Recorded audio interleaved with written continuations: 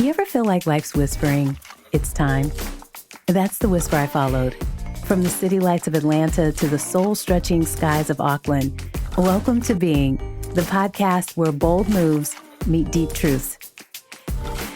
I'm Shea Love, and each week I'm sharing the messy, the magical, and meaningful moments that come with starting over and stepping fully into who you are.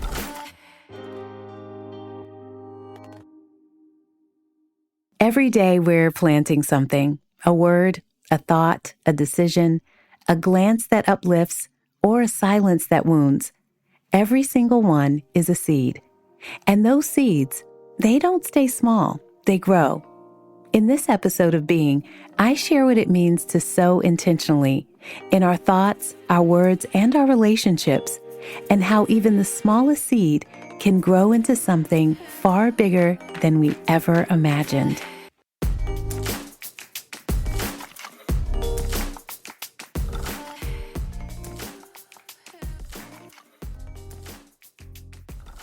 The first time I visited New Zealand, one of the things that stood out to me the most were the trees. I know you're probably thinking, trees? Why trees? And these trees, they weren't just background scenery. They were different types, side by side, flourishing in the same soil, same light, same rain, not competing, just growing. And these weren't young trees. They were generational. They had been preserved, protected, passed down. Their presence felt like wisdom, like legacy.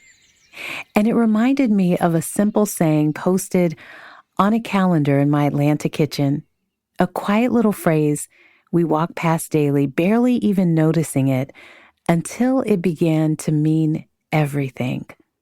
It was simple, as my daughter would say. Planting seeds, growing trees.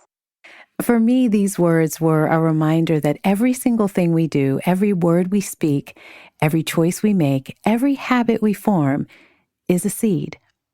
And that seed, it grows something. I've got two options. I can plant seeds and grow trees, or I can plant seeds and grow weeds. Sure, some seeds grow trees, rooted, strong, regenerative, generational. They give life. They offer shelter. They oxygenate the space around them.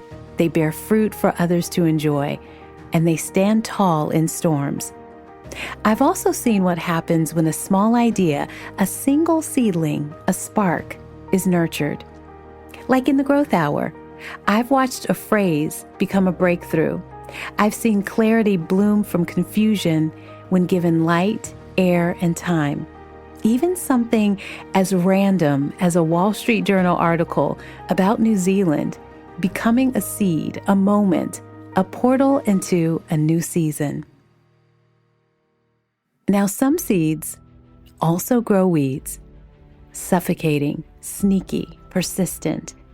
They take up space without offering shade. They wrap themselves around growth and still its strength. They don't bear fruit. They drain the soil. They crowd the ground with fear and doubt and distraction. They creep in quietly, unchecked thoughts, casual words, inherited beliefs, and start to choke out everything that once was thriving. Weeds show up in our relationships, in our patterns, in our fears, and I've seen it. An offhand comment masked as a joke that plants doubt instead of joy, or the way fear disguised as just being cautious keeps a dream buried beneath layers of overthinking. It's why I used to tell my kids, Garbage in, garbage out. the food we eat, the music we play, the stories we tell, the books we read, the people we invite close, they're either nourishing us or depleting us, because every input is a seed. And the choice is ours. Are we feeding growth or feeding stagnation? Books to me are a seed and have always nourished me. They root me, ground me, remind me of who I'm becoming. So before I left Atlanta, I carefully chose a few to bring with me to New Zealand, books that I knew would guide me in planting new seeds in unfamiliar soil, like The Four Agreements by Don Miguel Ruiz, a compass for staying grounded. His 4 agreements: be impeccable with your word, don't take anything personally, don't make assumptions, and always do your best. Or The Alchemist by Paulo Coelho. A yearly reread for me. Every time I open it, it speaks to the current version of me. And in this season, it reminded me of my personal legend and that the only thing that could truly hold me back was me. Oh, and how about Parable of the Sower by Octavia Butler? It's fiction, but profoundly prophetic, set in the 2020s during climate change and economic collapse. It follows a young girl whose fight for survival becomes a vision for humanity. Now, a side note, I was so engrossed in the book that I hadn't made the connection that it was a biblical parable until a man I met in the airport gently pointed it out. He told me about Matthew 13, the story of a farmer sowing seed, the parable of the sower. And some seeds fall on the path and are eaten by birds. Some land on rocky ground and wither in the sun. Others are choked by thorns. But some fall on good soil, and they yield a harvest, 30, 60, 100-fold. And I thought, wow, he planted a seed.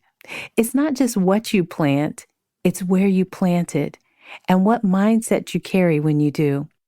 My mom has always been a seed planter, literally and figuratively.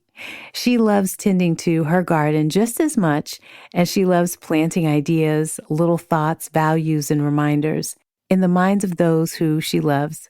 So it wasn't surprising when she said, Shay, you should plant a small garden on your patio. You can nurture and witness the quiet miracle of each plant growing. Now, I'll be the first to admit, I do better with succulents and fake plants. But something about her suggestion, it stuck.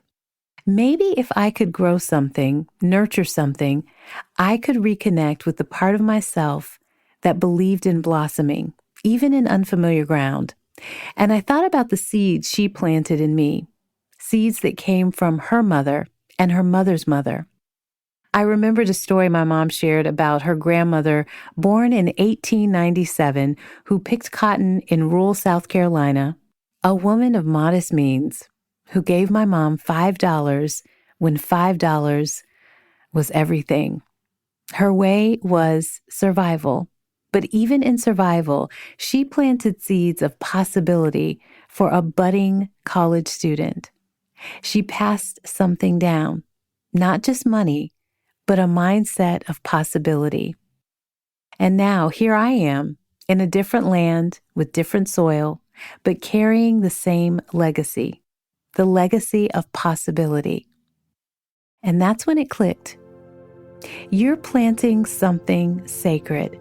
Sometimes we have to remove old ways of thinking to experience something new. And the truth is, we often don't realize our thinking needs adjusting because it feels normal, familiar, even protective. But that mindset, it can become a weed, one that chokes opportunity, one that limits growth, one that keeps us from fully blooming where we've been planted. Reframing isn't blind optimism. It's about alignment with who you're becoming and the life you say you want. You can't carry scarcity into abundance and expect it to feel like home. And you can't bring fear into freedom and expect it to soar. So the next time life offers you something unfamiliar, an invitation, maybe a detour, pause before you default to no.